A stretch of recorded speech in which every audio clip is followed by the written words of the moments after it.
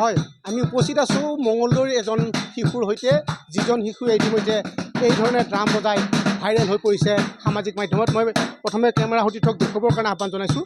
এয়া চাওক, কেইটামান ভাঙা সামগ্ৰীৰে সুন্দৰভাৱে জুবিন গাৰ্গৰ এটি কালজয়ী গীত গাই থকা আমি পৰিলক্ষিত হৈছে। মই কেমেৰা সতীৰ্থক এয়া দৃশ্য দেখুৱাবৰ কাৰণে আহ্বান জনাইছোঁ।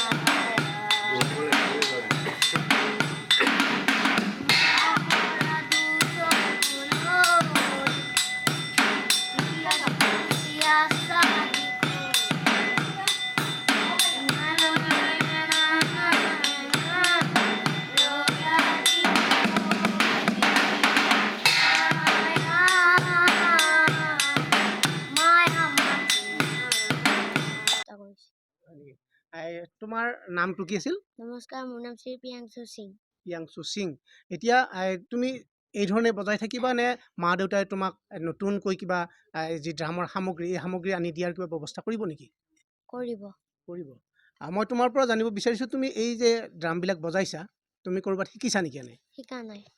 কেতিয়াৰ পৰা তুমি ঘৰতে এই ধৰণে বজোৱা? মই ক্লাছ 3 পৰাই বজাওঁ। ক্লাছ 3 পৰা বজোৱা। কি গান তুমি কাৰ গীতত এই ধৰণে বজোৱা? জুবিন দাৰ গান।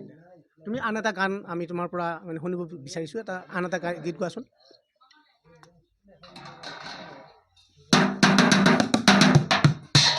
মায়াবিনী ৰাতিৰ বুকুত দেখা পালো তোমাৰ ছবি, ধৰা দিলা গোপনে আহি ইয়াৰ কোনত।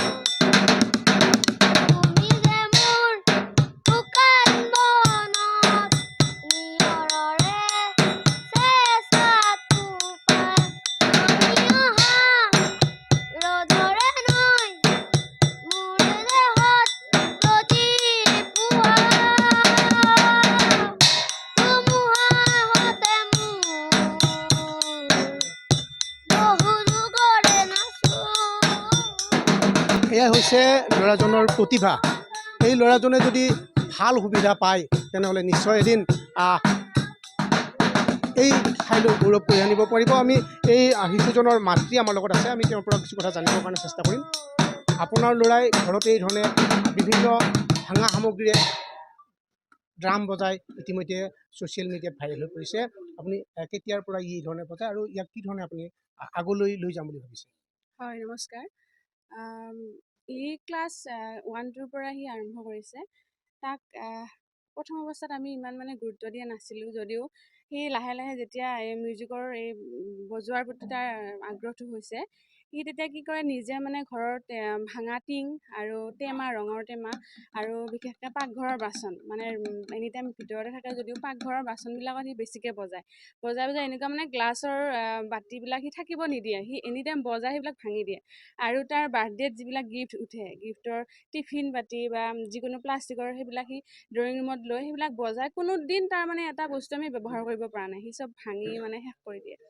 আৰু এনেকৈ লাহে লাহে সি এতিয়া নিজে সেইটো সাজি লৈছে, ভাঙা গেলেন কিবা কিবি আনি নিজে বনাই লৈছে।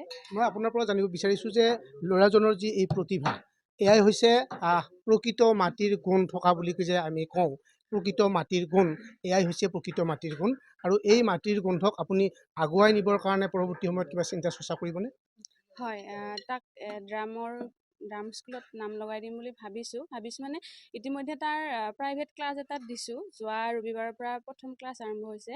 যদিও আমি প্ৰাইভেটকৈ দিছোঁ, তথাপিও বিচাৰিছোঁ এখন ভাল শিক্ষানুষ্ঠানৰ সন্ধান। যদি আমাক কোনোবাই ভাল শিক্ষানুষ্ঠান এখনৰ সন্ধান দিয়ে, তেতিয়াহ'লে নিশ্চয়কৈ আমি ল'ৰাজনক আগবঢ়াই নিব পাৰিম। আৰু আপোনালোকৰ সহযোগিতা বিচাৰিছোঁ, আশীৰ্বাদ বিচাৰিছোঁ।